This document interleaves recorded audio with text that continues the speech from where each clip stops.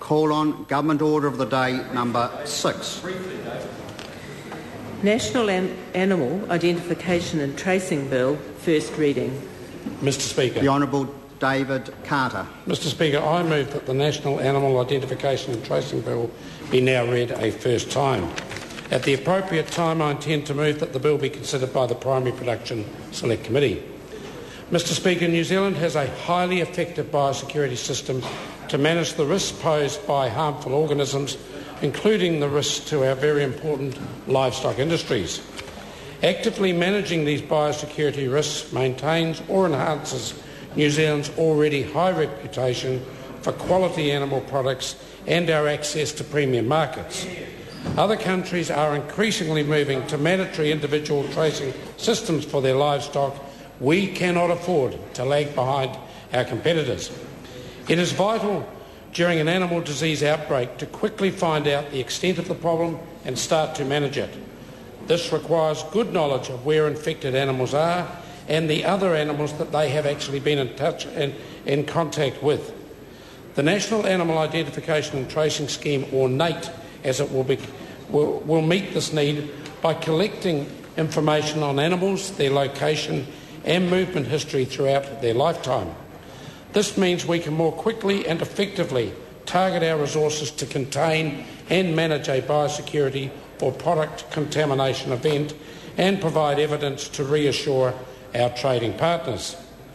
The NAIT scheme will also improve consumer confidence by providing more background information about the source of food products to support general trade and high-value niche markets. And it will support management of adverse events such as drought. NAIT will benefit both the country as a whole and the industries and individual farmers involved. The NAIT scheme is a partnership between industry and the Crown, which started in 2004 in recognition of the growing need for better animal identification and tracing systems. These livestock and animal products industries continue to be key partners in developing and implementing NAIT. I would like to pay tribute to their involvement and their constructive approach. I also know that there are members on the opposite side of the House who approved the development of NAIT in its earlier stages, and I would like to thank them too for their contribution.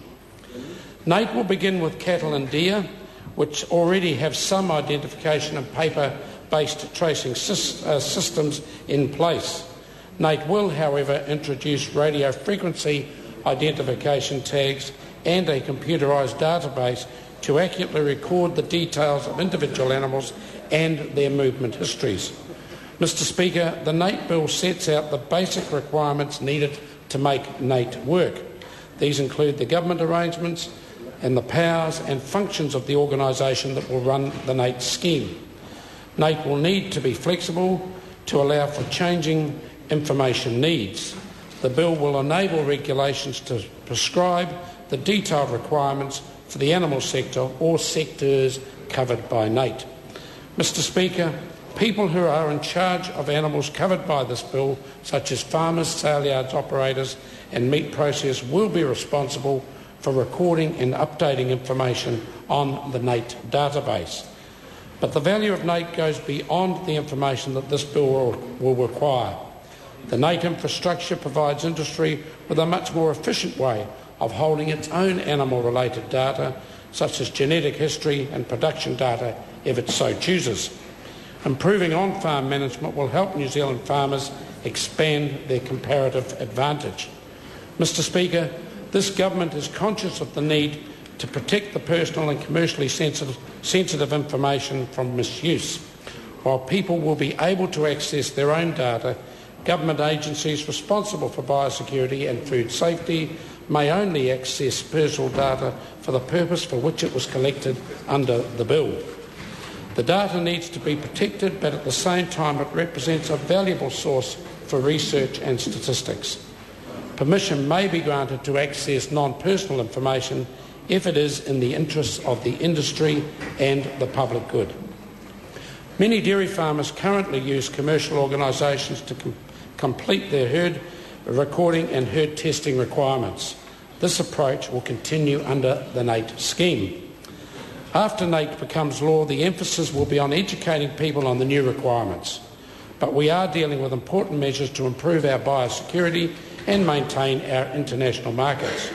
We must have sanctions against people who deliberately evade their responsibilities and put the integrity of NAIT into doubt. The bill includes some offences and penalties.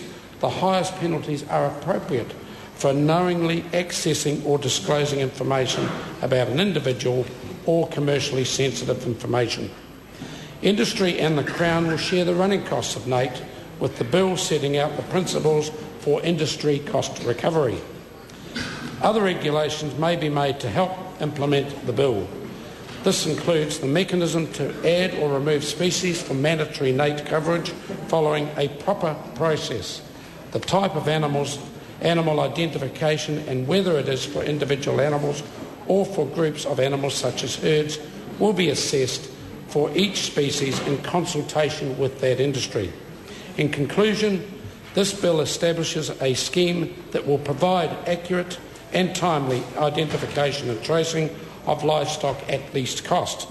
This will protect New Zealand farmers in the marketplace, bring us into line with most other agricultural producing nations and strengthen our already excellent biosecurity system.